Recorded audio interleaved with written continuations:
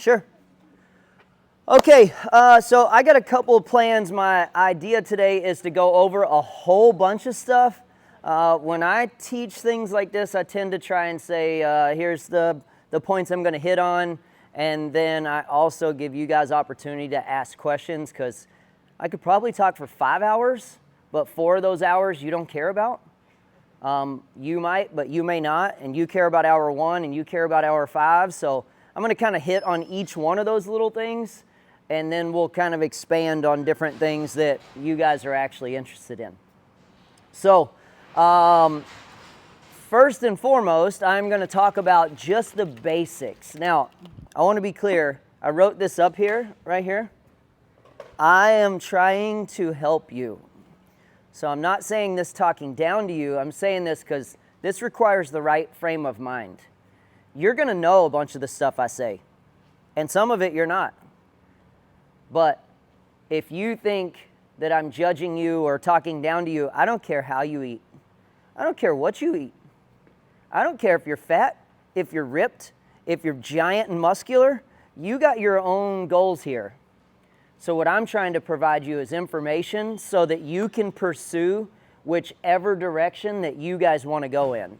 Some of you guys want to put on muscle, some of you want to lose fat, some of you want to gain endurance for exercise.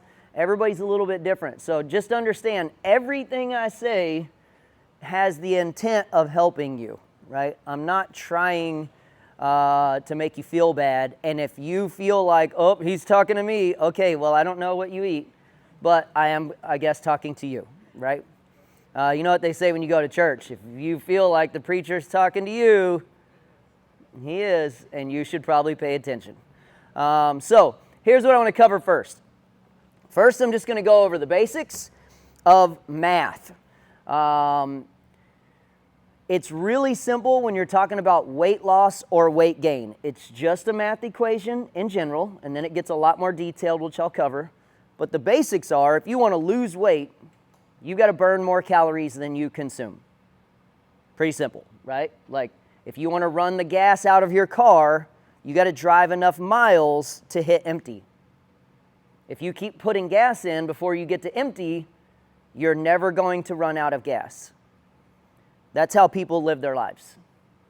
When they eat enough, and they're not usually calculating. They're just eating based on how they feel or what they want to taste or how much they want to chew and taste and all those things all together. They're just doing what they want to, not knowing how many calories that ends up being, and that compared to what your day is today. If today's a day where you're going to sit around all day long and do nothing, it's probably not the day to go out and eat a whole bunch of crap. Because crap usually equates to a lot of calories. And this all is really relevant now because we just came out of the holidays where most of us sat around and ate a bunch of crap, right? So the basics of the math equation is you need to burn more than you consume in order to lose. Now, if you're trying to put on muscle, obviously that's the opposite. If you would like to gain weight, you have to consume more than you're burning. For somebody like Bo, who's my son, so he's cursed with super fast metabolism, so it's extremely hard for him to grow because he's always burning more than he can eat. Well, most people are the opposite. Their metabolism's quite a bit slower, and their appetite is quite a bit bigger.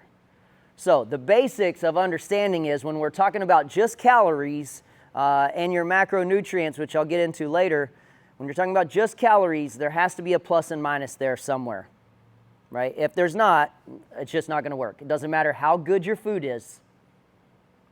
If you're in a surplus of calories, you are not losing weight. The end. That's it. That's all there is to it. Now, here's where most people go wrong, is they go from eating like 2 meals a day, but it's 4,000 calories because there's a cheesecake at the end of it, and then they're having a Starbucks Frappuccino, which is 1,500 calories, and then they're having this and they're having that, and then they've eaten twice, but they've had 3,000 calories, but they probably burned 1,400 that day. Well, technically, they gained a half a pound. 3,500 pounds or 3,500 calories is the equivalent of 1 pound. So if you do the math, you've got to do 500 less per day, 7 days a week, to equate to 1 pound a week. And if you mess up any one of those days, you're not going to hit your number. Now, here's what I was getting to a second ago. Here's where most people make their big mistake. They're like, well, I'm going to eat 500 calories a day and I'm going to lose a ton of weight real fast. Nope, you're going to get exhausted really quick and your cravings are going to go through the roof. And then on day 3, you're going to eat 5,000 calories and then you just made up everything you didn't eat over the last couple days and now it's not working. Consistency is really your best bet. And you would be better off having 100 less calories every single day than having 500 less calories every single day. One of those leads to burnout, and one of them feels like you have a natural, normal life that's not that terrible, right, when it comes to food. So when we're talking about just basic calories, the math is really important, and like I said about where most people go wrong, they just don't want to pay attention to it. They don't want to do the math.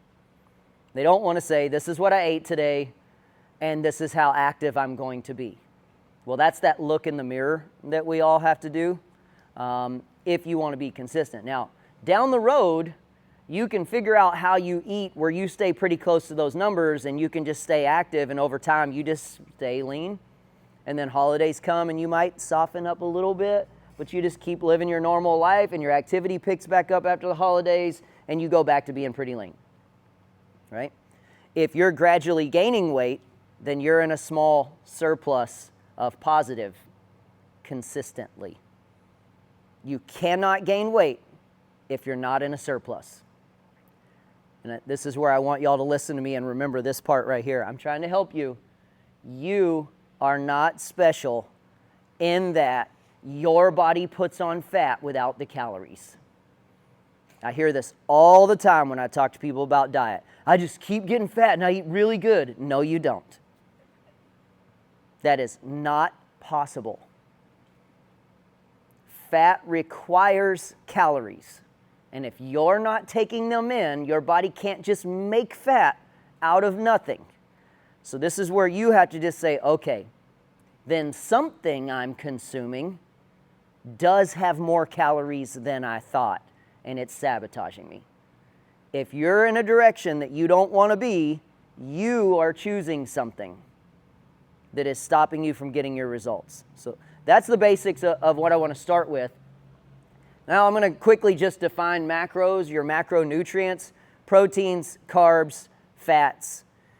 Now, if you're going to make a diet where you follow numbers, you don't need to count calories and count macronutrients. They're the same, kind of. So, in 1 gram of protein, there is 4 calories. In 1 gram of carbs, there is 4 calories. In 1 gram of fat, there is 9 calories. So, if you're managing these numbers, which is your best choice, if you're managing your proteins, carbs, and fats per day, you're going to end up hitting a good calorie number. But if you chase calories, you can end up getting all your calories from fat or from carbs, which is what most people would do, or the combination of the two, right? Like in the terms of losing body fat, pizza is the worst thing in the world. Carbs and fat. But what do we all want when we have a cheat meal? We want something like pizza, right? But you're putting in energy and energy. Carbs and fat are both energy, and your body's going to burn one of them. If you put in both and you're in a calorie surplus, you've added fat that day. It may not be much, but you've added something. That's a guarantee. Protein is your best friend because it's low calorie and it fuels your muscles, and your muscles burn calories. Carbohydrates don't burn calories. Fats don't burn calories. They provide you energy. Fat's like a lower, slower burning source of fuel. Carbohydrates can be a faster or a long-term, more explosive source of fuel. If you were to really do the math, then you would say, here's what my day looks like. Here's what kind of food I need to make that day go the best I can. But most people don't think that way. But if we were going to take a road trip to Florida, you would go, okay, it's this many miles, so I'm going to have to fill up this many times. Because your brain naturally says, I need gas to make it that distance. But we don't do that with food when it comes to our bodies. We tend to just go, well, just throw whatever crap in there you can and let's just keep moving. Oh, I don't want to get gas. I'd rather eat a Twinkie and just expect my car to go, right? When it comes to a car, we don't make those choices like that. But when it comes to our bodies, we think we can make those choices, and that's what normally sabotages us. And most of us are pretty generous with how we judge the way we eat. Lots of people say, well, I eat really clean. And they eat total crap all the time, but they have a salad for lunch. Okay, well, that salad may have been clean, although if you've ever looked at the calories from a salad from McDonald's, that's not clean. And that's like 1,500 to 2,000 calories for their salad. And most of it's in their croutons, if you didn't know that. But what I'm getting at is a lot of people fall into these traps where they judge lean, as in losing body fat, and healthy, and they mix the two. And it doesn't mean they're the same. Eating healthy does not mean you'll be lean. And eating healthy is also a relative term. So healthy means a bunch of different things. Are you talking about health for your eyes? Are you talking about health for your organs? Are you talking about health for your muscles? Are you talking about health for your hair growth? Health is a wide, wide word that covers a whole lot of things. So you got to get real specific on what you want to attack. So the basics are, this is your best option for managing any diet. Managing your proteins, carbs, and fats. I'm going to come back to different diet styles in just a minute. Consistency is your best answer by far. Now, I wrote up here 100% times 2, so having a perfect diet 2 days a week. That's 200% effort out of 7 days. Or if you ate 50% as good, 7 days, that's 350%. Now, I'm just kind of making up numbers here so you can kind of visualize what most people do. Most people do amazing 1 or 2 days a week. And then they do a couple of days, and then terrible on the weekends. And they think their alcohol on the weekends doesn't count. They think their dessert on the weekends doesn't count. Well, it's the weekend. That doesn't make it a free day where it just slips right through and none of it gets absorbed. Now, I understand being a grown-up and you want to just take a break, have a nice meal, and enjoy it and not have to think about it, right? I understand all those things, but that doesn't change. Your body runs on a math equation. It doesn't care about your feelings. Fat does not factor how you feel or what you want or what you want to look like. And just so you know, your body does not want to be lean. Some of you probably know that. But your body does not want to walk around with abs and bicep veins and muscles everywhere. Your body does not want that. Your body wants fat. Because if the world were to shut down and we were stuck outside trying to survive, fat is the fuel source that will keep you alive. And all your body cares about is worst case scenario. It does not care about abs. It does not care about that size jeans that you want to fit into. It doesn't care. It wants to be safe. And that's really important that you understand you are battling your body's desire and your desire, and they do not mix. They are not the same thing. So in order to get your body to cooperate, you have to be extremely consistent. If you are here one day and low the next day, and here your body feels like, ooh, things are crazy, I need fat. I need fat. Fat's the answer for everything. It's kind of like us in a bank account, right? If I deposit $1 million in your bank account right now, you're instantly going to relax like, whew, I don't have to worry about next month. I don't have to worry about tires or a water heater. I don't have to worry about any of it. I got other stuff. You still got to deal with people and family and other issues that may pop up in your life, but you don't have to worry about money. You get to instantly go, right? That's how your body feels with fat. If I've stockpiled a bunch of fat, then I can just be like, it's okay if she doesn't feed me lunch. I got all this, right? She's been stockpiling. He's been stockpiling. That is the truth. That's how your body works. So it is important that you understand the more consistent you are, the more your body feels safe to have less in the bank account. If you are really consistent, your body's not as stressed. Like if I make the same paycheck every Friday for my entire life, the opposite of the $1 million deposit, and they say, okay, I'm going to deposit this much every Friday no matter what you do, and it's not a ton, you don't have a lot of extra, but you know that amount will be there every Friday. You can live on way less because you know at least by Friday I'll have this much. At least by Friday I'll have this much, and you can make it. And you can figure out how to spread that out. Your body does the same thing with food. If you don't put enough in, like if you starve yourself all day long, which I'll talk about fasting later, but starving yourself is not the same as fasting. If you starve yourself all day long, and then you eat one giant meal a day, what you have told your body is, hey, I'm about to shove a whole bunch of stuff in there for you to save for later, because I'm not going to feed you again until tomorrow night. And a lot of us are guilty in that. Because we think, well, I had to work. Oh, right? If you go back to the car equation, we don't go, well, I had to go to work, so I just felt like driving on empty. It just doesn't happen. Your body doesn't drive on empty. Your car doesn't drive on empty. Your body will. And you'll punish it because you think you can. But you're going to pay the price for that on the other end, somewhere. Somewhere you'll pay the price because you're messing up consistency. So it is really important that you understand this concept of doing a little bit right every single day is so much better than doing everything right 1 or 2 days a week. And that's where a lot of people try to overhaul their whole diet, but then they fall apart because it's just too big of a life change. You would be better off just saying, I'm going to make sure I have a great breakfast every day. And everything else, I'll just do the best I can. Over a year, that would make a pretty significant difference with minimal life change. Because most people that make these dramatic overhaul diets, a week, maybe 2 weeks, very few of them last any longer than that. And then they usually rebound and go the other way. And then they end up having a yo-yo over and over and over again, which is stress. Stress increases cortisol. Cortisol makes your body want to save fat. All these little things happen because of the choices you make with food and also other parts of life, but we can't change those. So the next thing I'm going to talk about is motivation. Why do you want to change your diet?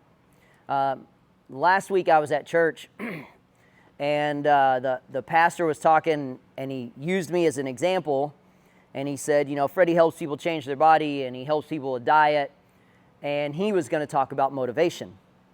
And he said he intended on calling me to ask me what people's motivation is. He didn't. But then afterwards I talked to him and said, well, you're probably not going to like the answer. And I said, because it's not good. Nobody comes to me to say, I want to be super healthy. Now, they may say that after they found out they have cancer, or after they found out now they're diabetic, but they don't come to me when there's no problems and say, I want to be healthier. They come to me when they're fat, or when they don't like the way their clothes fit, or when they don't like the way they feel, or when they're sick, or when they now have a disease. We usually are problem-solving type of people. We're not usually proactive, let me see how healthy I can get.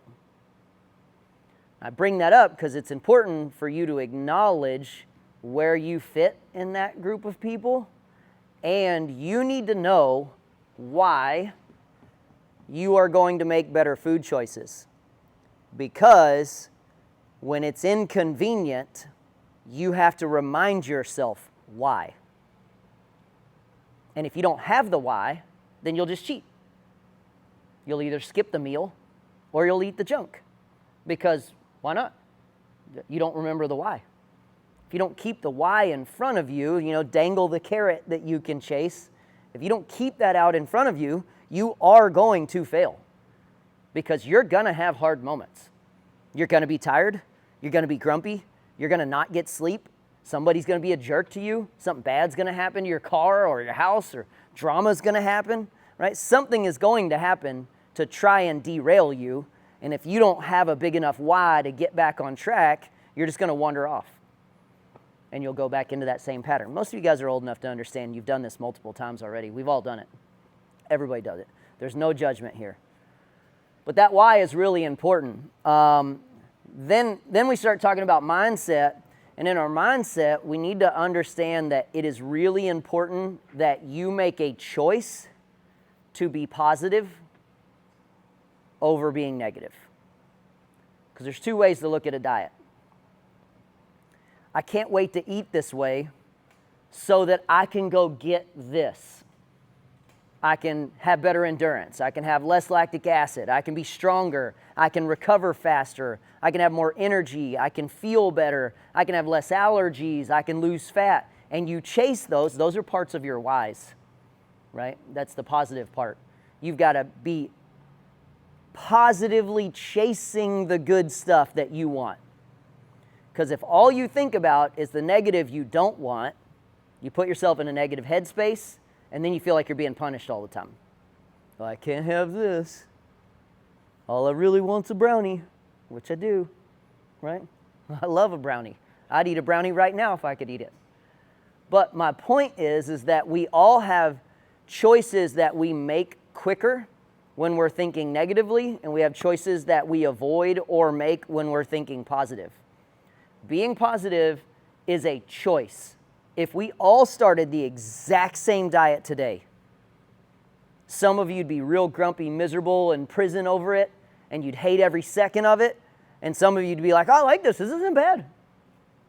And those are choices, right? And you got to train your mind to think positively over thinking negatively. It's not an easy thing to do because you got to do it repetitively and you got to practice it regularly. What I'm trying to get to you guys, I'm not trying to tell you guys how to live your life, but I've spent 30 years in a gym watching people fail at diets and exercise. I see a lot of people succeed, but I also see a ton of people fail.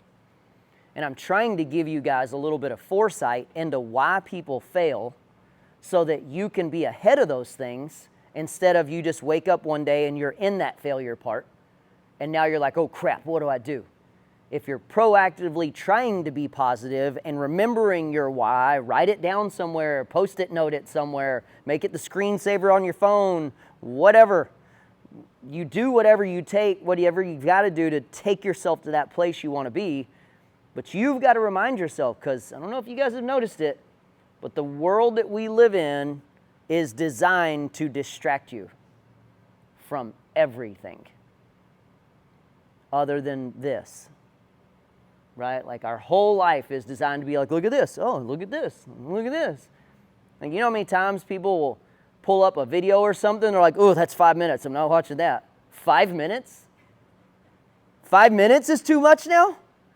Like movie theaters are now trying to figure out how to make 45 to hour minute long movies because people can't sit still for an hour and a half anymore. They're trying to figure out how to make YouTube short movies, like real movies, because we're so busy being distracted. My point is, this isn't talking about your cell phone, but my point is, if you don't have a plan, a why, you're going to get distracted because work's going to be busy, family problems, bill problems, life problems, whatever, right? Stuff is going to happen. There's no way that you're going to get to live a life without issues. Anybody have issues? No? Just me? Okay.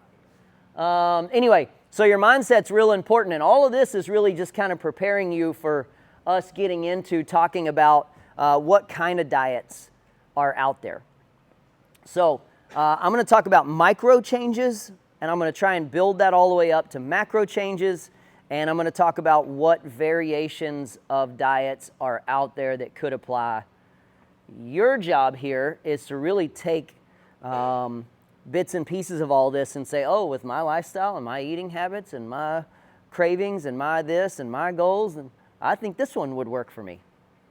And then if you end up needing to go a little farther into detail, let me know. I'd be happy to talk to you about that and kind of guide you down that road.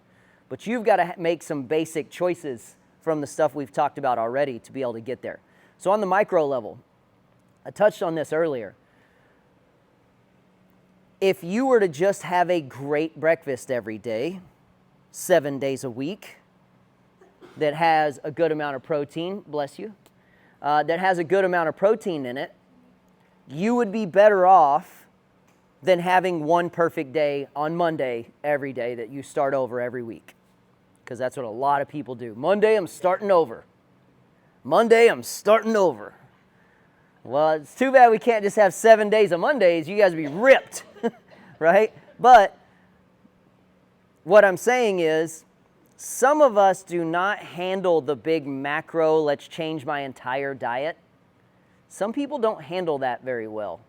Well, let me clarify. Most people don't handle that very well. And I don't really care who you are. Very, very, very few people can take a macro change in diet and then just stay that way forever. These people we see on YouTube or on TV that are super fit and they've been that way for 30 years, they didn't wake up eating M&Ms and cereal and stuff like that for breakfast, and then the next day they had a whole new diet and they've just stayed on that for 50 years. That's not how that happens. They started adding more protein to their diet. Then they started making sure they got 3 eggs for breakfast. Then they started saying, okay, well, I'm going to cut out bread because bread doesn't work for me. I'm going to substitute that with rice. And then over time they said, okay, well, I'm going to start cutting out ketchup because it's got too much sugar in it. And then over time and they just keep adding a couple little things and subtracting. And month after month, things just keep getting a little cleaner, but it's not dramatic. If I could get everybody to just be patient and say, hey, let's build a diet over a year, that by next year it just feels normal to you, 2 years from now you'll be lean and you won't yo-yo again for the rest of your life. You'll just get to live there. Like Fran's been the same size since pretty much the whole time I've known her. Yeah, since high school. But I'd be willing to bet she eats pretty consistent. Yeah, OCD. That'll do it. Yeah, so get a little OCD, and you guys will do it. Anyway, so the micro level, just making one really good change could make a difference. So let me explain some of the micro choices. Pick one meal. Just make sure you get the right amount of protein at every meal, and let everything else just be the way it already is. Just making sure you get enough protein, that by itself, that will start upping your metabolism. That will start helping you burn more calories. That will help your muscles be energized and nourished, which will then make you want to move more because your muscles feel good. When you don't have enough protein in your system, your body is run down, especially if you come in here to me, because I run you down for a living. That is my job, to break your muscles. It is your job to go eat and fill them back up. And if you do your job and I do my job, you keep getting stronger and better month after month, year after year. If I do my job and you don't do yours, I wear you out, and then you break. Injury, fatigue, frustration, lack of motivation, whatever, you break. So the micro level, make sure you get the right amount of protein for every meal, and that's it. And then all the rest of your meals, you're fine. Little things like if you're trying to lose weight, limit your carbohydrates in the second half of the day. Now, I'm not even talking about doing perfect numbers here. I'm not talking about doing all this special stuff. I'm just talking about making one choice that's better than what you already make. That's the micro level. Now I'm going to jump to the macro level, and then we're going to fill in some of the middle. The macro level is like, tomorrow you're going to have this many eggs for breakfast, you're going to have this many pieces of fruit, and you're going to have exactly this much of it, and you're going to have it with a cup of black coffee, and then you're going to follow that with 16 ounces of water, and then 3 hours later you're going to do this and this and this, and then 3 hours later you're going to do this and this, and it's an exact meal plan, and you're going to do exactly what I said all day. That's the macro. Would it work? You bet it would, if you did it. But that's the problem. That is the problem. So I'm going to give you the example of the gym. I will have people quit here every once in a while because they're not getting results. That's weird because somebody else just lost 100 pounds. That's weird. You're not getting any stronger, but I had 25 PRs last week. So in the same exact place, you're not getting it, and all these other people are. So is it the place and the program, or is it your choices in how you attack that program, or how you eat, or how you sleep, or how you hydrate? It's the same thing as, I remember somebody quit the church I go to one time. They quit because they said they weren't getting the message anymore. And it was the same day that my boys accepted Jesus. Oh, that's weird. You guys got nothing, and these two boys' whole lives changed that day. Is that the message, or is that the person receiving the message? Right? You guys are the receivers at the moment, and you've got to choose how you want to take things in and how you're going to use them. You have all of the tools necessary to be lean, strong, fast, fit, healthy. We live in a world that it's so easy because it's everywhere. You could get all the stuff you need everywhere. No, it's easier to be fat and lazy and distracted. And those all go together, by the way. So on the macro level, this whole new diet plan where you do everything exactly word for word, gram for gram, calorie for calorie, exactly as it's written to the minute, and you don't cheat. It would work if you could sustain it. But that's like saying, hey, I want you to sprint a mile. You're not going to make it. The intensity's too high. You're not likely to be able to sprint a mile. Actually, that's not possible. But the idea is, if your intensity is going to be super high, you have to understand that's also going to be a short duration. Your body and your mind cannot sustain that level of intensity for that long of a time. It's really important that you understand that. So you've got to think about what your big goal is. Is your goal to lose a certain amount of weight? Or is your goal to change your lifestyle? Is your goal to slowly change your meal pattern so that you gradually eat better and better, and then a year from now, your ups and downs are way smaller, and over time, you just get leaner and leaner and leaner. And if you're not in a giant rush, it's way easier. It's way easier. All right, so let me talk about a couple different types of diets. I need to address really two main categories, and then we'll go into the smaller ones. You've got eating for metabolism, calories type of diets, and then you've got eating for like hormones. If you've got hormone issues, I'm not going to tell you it's not possible to out-eat hormones.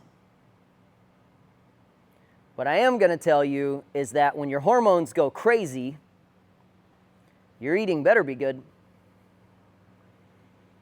Like, if I bring an 18-year-old guy in here who's at the peak of testosterone, and I put him on a diet, he's probably going to get results like next week.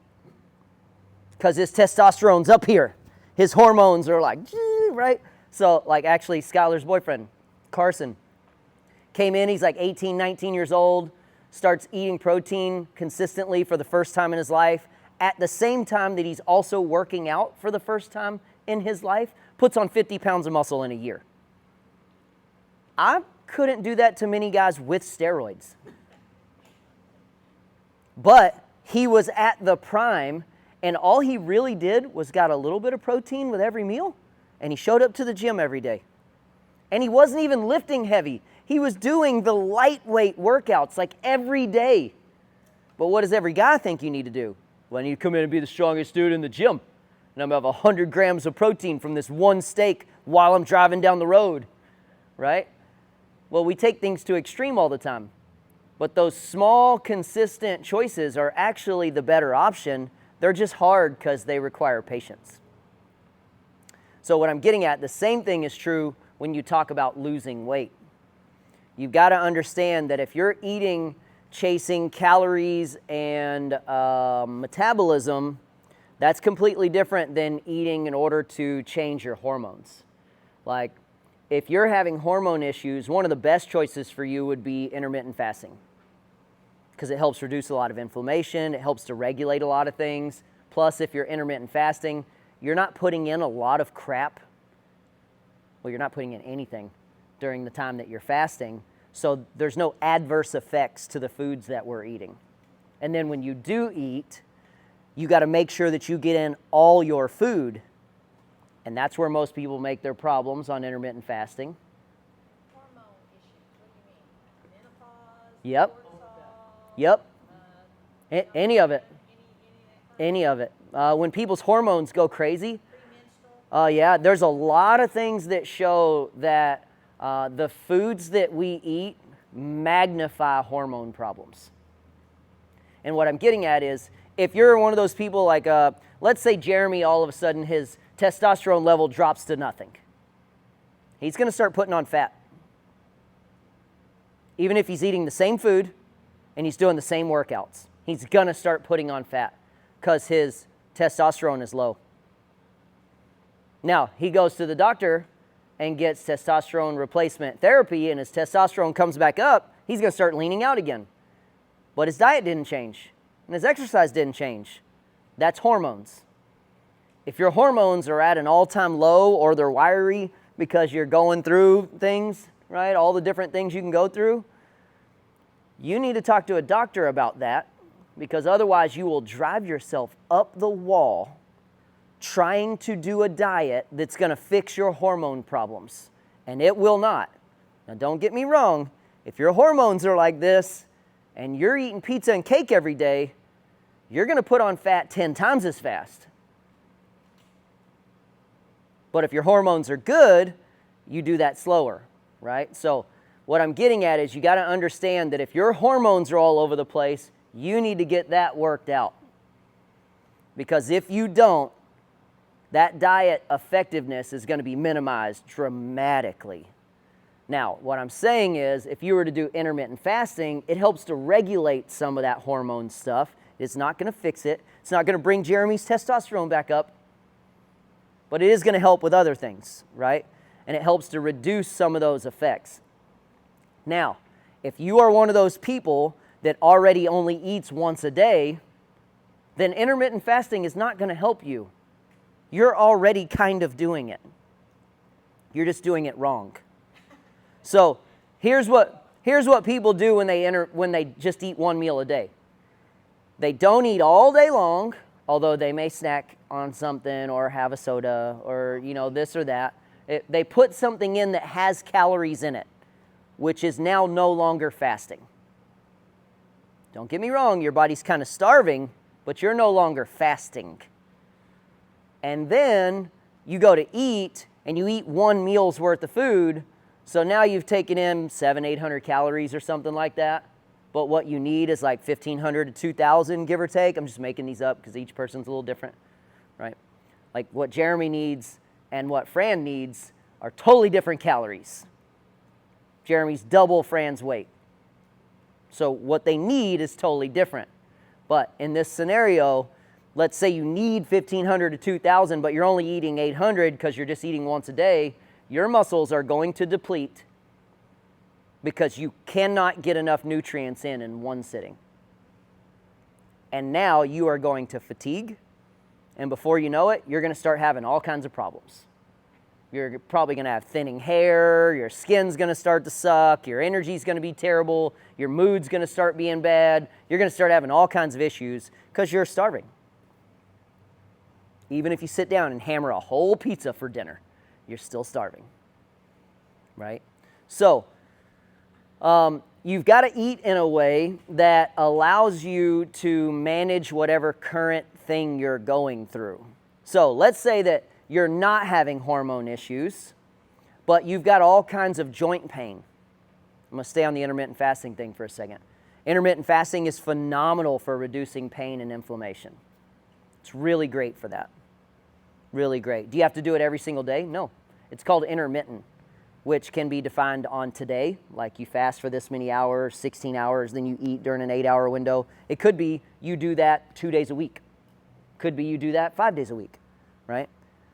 If you're doing it multiple days a week, you just got to make sure that you're getting in all of your nutrition during your eating time. And if you're not, then intermittent fasting is not working for you. This is where we come back to you guys have to be honest with yourself, and you got to look in the mirror and you've got to assess, am I doing the plan? Like if I give you the perfect diet for you, but you're not getting it, like you're missing a meal every day, or each meal's a little too small, or you end up snacking on stuff because you're hungry all the time, well, you're not following it. That doesn't mean you suck or you're an idiot. That means this isn't working for you. So let's do a different one. There's so many variations of diets. There's so many. If you would have talked to me 30 years ago when I first started training, I'd have been like, oh, there's one, because that's the one I knew. And people got jacked and ripped on that. And I'm like, yeah, everyone should be jacked and ripped. And then as I got older, I realized not everyone wanted to be a bodybuilder, which blew my mind. Because I was like, what? Who doesn't want to be huge? Y'all are liars. But over time, I realized that some people like being thin. Some people like having a little extra fat on their body. Some guys like being super hairy. Like I had trainer friends that I was like, dude, shave that. You're like a bear. He was like, oh, I love it. I was like, what? My point is, we are all different. So I don't know what each one of y'all's specific goals are, but you can figure that out. And once you figure that out, between your specific goals, your lifestyle, and your pattern of eating now you can have like a really educated conversation about what diet would work best for you. So I'll use Miriam. So Miriam eats once a day. If I was gonna put her on a diet to get her lean and she could follow it, I'd have her eat every 3 hours.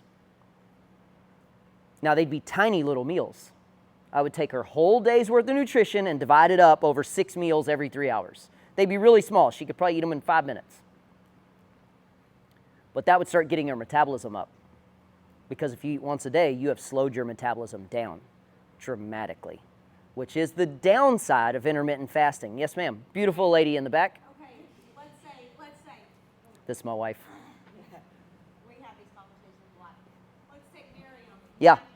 Yep. Her one meal, she eats 2,500 calories.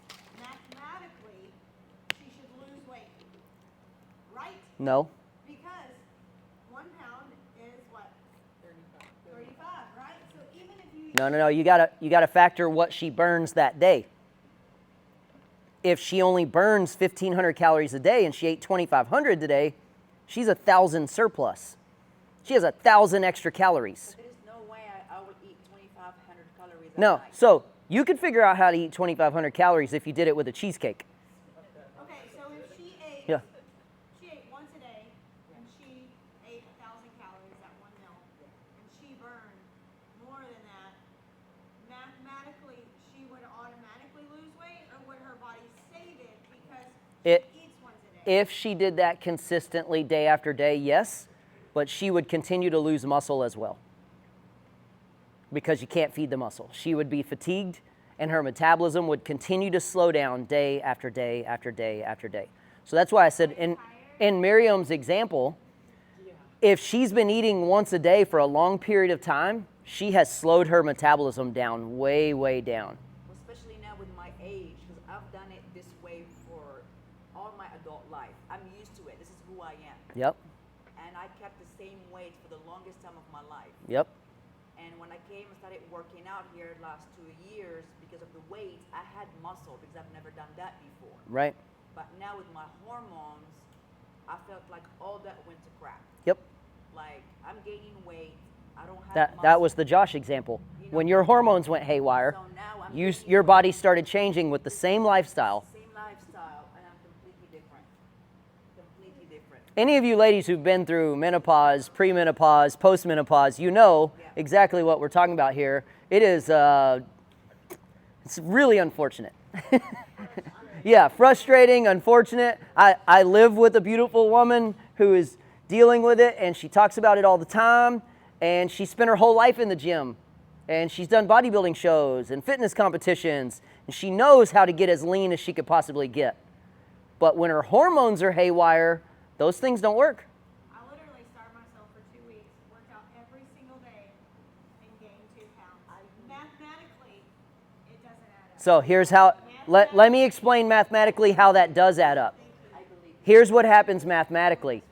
You just destroyed a whole bunch of muscle and then packed on a bunch of fat.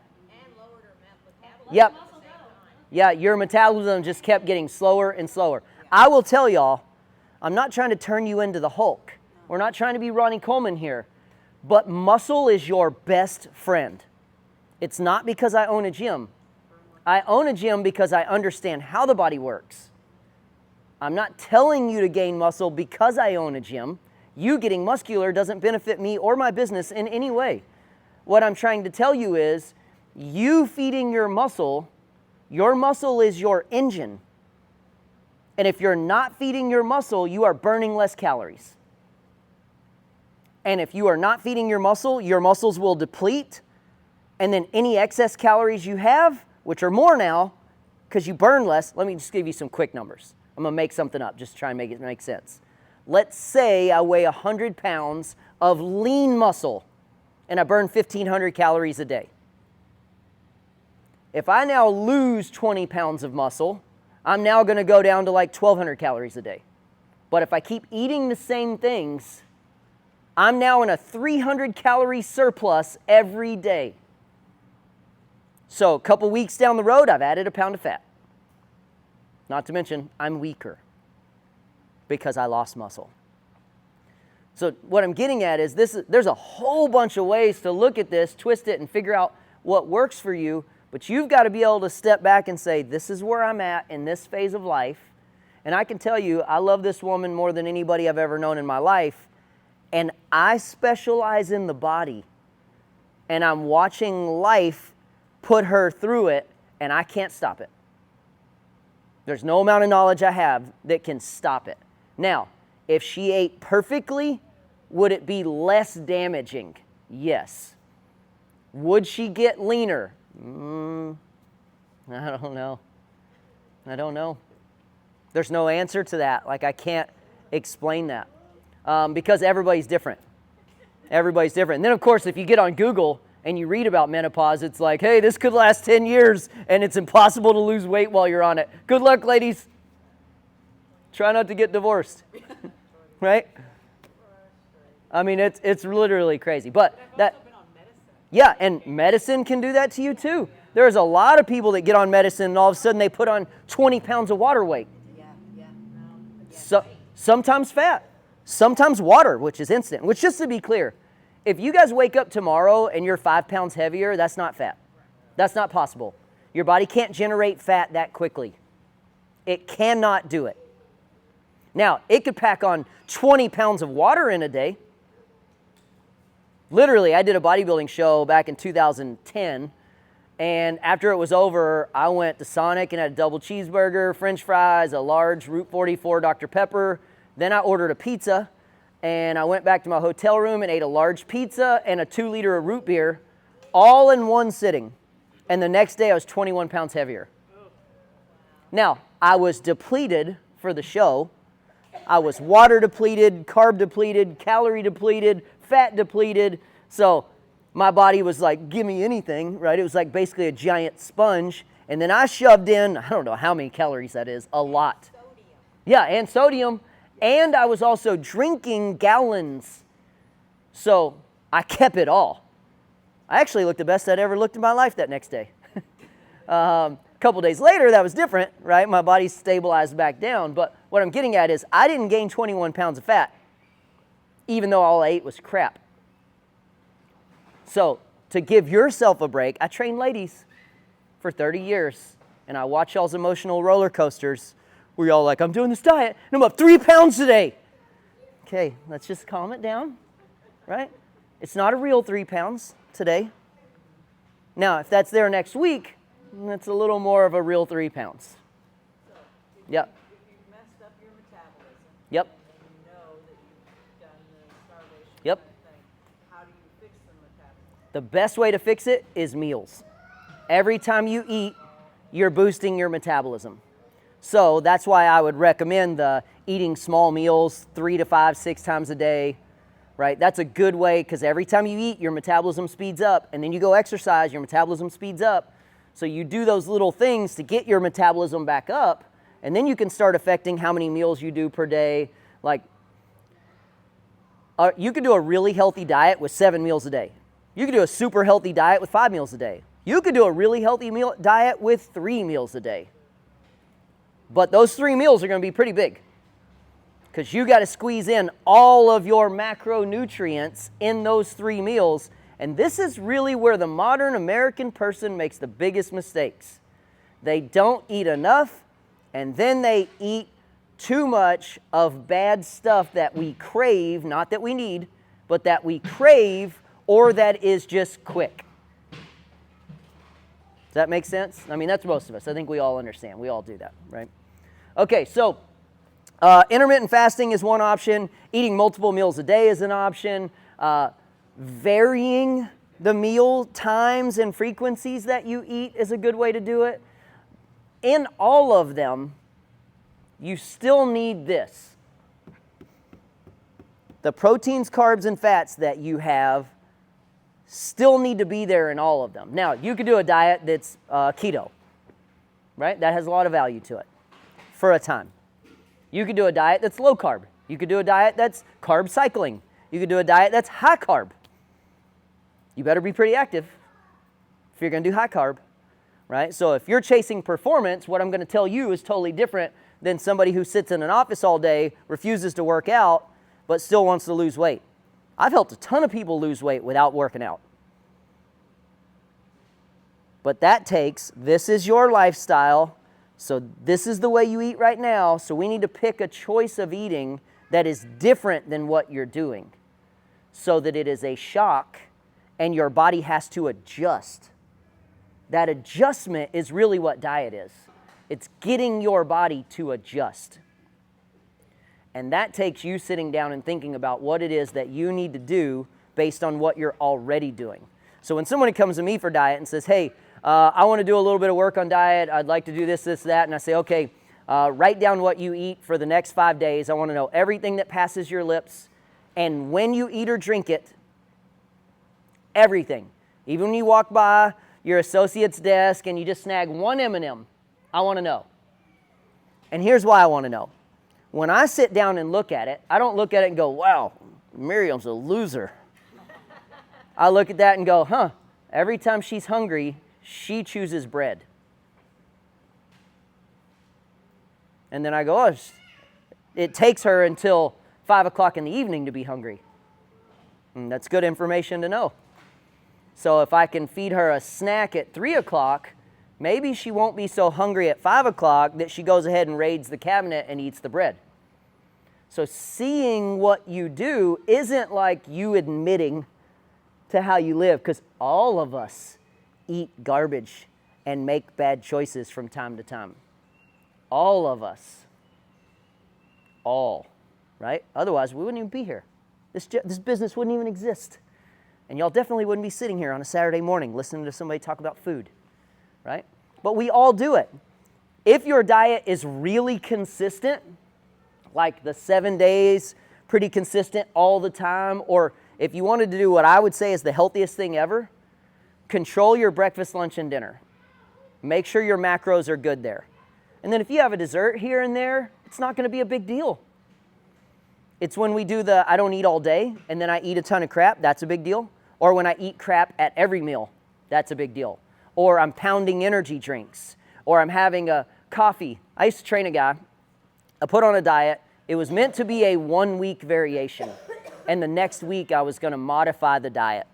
And then the next week I was going to modify it. And so what I was going to eventually do was wean him onto a lifestyle diet from an extreme macro giant change diet. And what I put him on keto for week 1. And what I had told him was, you can have as much tea or coffee as you want. You just can't add anything to it. And he was like, great. He goes, well, I don't drink coffee. Maybe I'll start. And I was like, oh, that'd be awesome then, because you'll get that little extra kick from it. Your body's not used to it. So he was working at a car dealership. For 6 months, he lost weight. I think he had lost 60 pounds or something. And he was still on week 1. Nobody else I've ever had has done that full 6 months on one diet. Everyone hits 2 or 3 weeks, and then it stops working. We make an adjustment. You hit 2 or 3 weeks, it stops working. You make an adjustment. Anyway, we talked about coffee and all the stuff he ate, and I was like, he all of a sudden stopped losing weight. And I said, this doesn't make any sense. The numbers are perfect. It's been working. This is a lifestyle now. Why have you hit the wall? And he was like, I'm doing everything the same. And I was like, you've added nothing else. He goes, well, I added coffee. I go, what do you put in it? He goes, nothing. And I was like, that should be helping you. So then one day I showed up to his work at lunch, and I was like, surprise, I'm here to see what you're eating for lunch. We were also friends. And so I strolled up in there, and I looked at his lunch, and I was like, looks good. And he goes, well, I'm going to go downstairs and get a coffee. You want one? I go, sure, I'll have coffee with you. Starbucks. And he goes down and he orders a blended Frappuccino. And I go, what are you doing? He goes, I'm having a coffee. And I said, what do you mean? And he goes, this is my coffee. I go, I said you couldn't add anything to it. He goes, I didn't. I order it just like it is. I know it sounds dumb, right? But this was back when Starbucks was relatively new. And this guy never drank coffee. So he just ordered this Frappuccino. He's like, it tastes delicious. He goes, sometimes I have 2 of them. And I'm like, well, here's why. So what I'm getting at is my friend wasn't stupid. He just didn't know something. He was just uneducated on that. But all of us have little things in our lives that we do that sabotage us, and we just don't realize how bad that is. So if I were to tell you, let's just pretend everybody here wanted to work on their diet. If you did, you need to be able to say, this is how I eat now. This is my struggles. This is where I want to be. Do I have the patience to wait 6 months? Do I need to get results in a week? Do I want to be my bikini body next month? You know, like you need to be able to say, here's the things. Because I don't know whether you want to be a bodybuilder or whether you want to go to the CrossFit Games or whether you like where you're at. But those things determine what changes need to be made. So if you were to sit down and say, this is where I'm at, this is what I'm going to do, these are my habits, then I could sit down and say, well, here's what your best options are. Here's the kind of foods you should pick, blah, blah, blah, blah. And then you could start figuring out an exact diet. And that's really what it takes. So what I'm trying to do is kind of give you a look into what I would think out if I was going to walk you down that road. I would need all that information to be able to help you pick the right type of diet.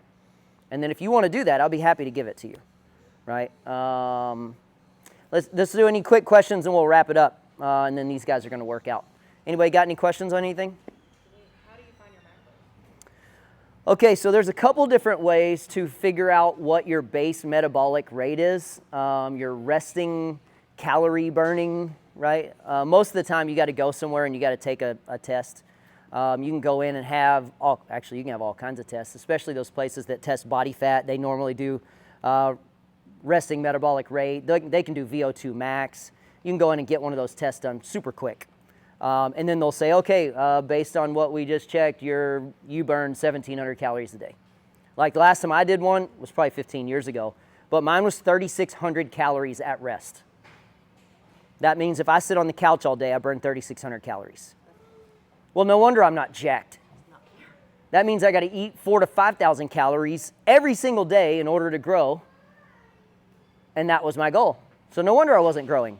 I added all this extra stuff to my diet and still wasn't growing. I felt great, but I wasn't growing.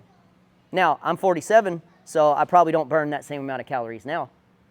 But you go get that tested, and then you figure out your general numbers, and then you start making these numbers based on what your base is.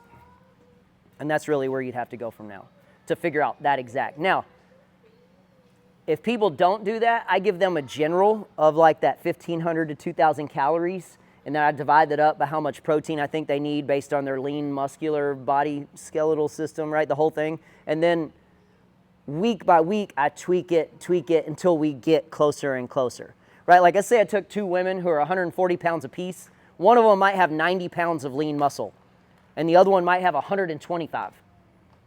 Well, they need different macros, right? But I don't know how much muscle you have underneath everything unless you get tested. I can generally guess. And if you've got the patience to work through that over several weeks, then we can slowly narrow it down to what is really you. Any other questions? Cool, that was fun. If you guys get anything later, let me know.